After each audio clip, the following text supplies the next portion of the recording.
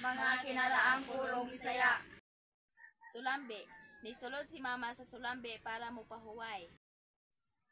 Kasikbit, gitamnan ni Papa og sibuyas ang kasikbit nga yuta sa among silingan. Ginuntan ako si mama padulong sa tindahan. Disalikway ni mama si ate kay kusog musukol. Nakighimamat. Sa adlaw nga Sabado, nakighimamat si Gian kang Amelita kay aduna siya importanteng iistorya. Gipulungan ni Papa ang dako nga nangka likod sa balay. Utlanan, gitamnan ni Tio og kahoy ang utlanan sa yuta. Kabos, dili ganahan si Mama ug Papa nga magninyo og sayo aron dili masulayan ang kakabos sa kinabuhi.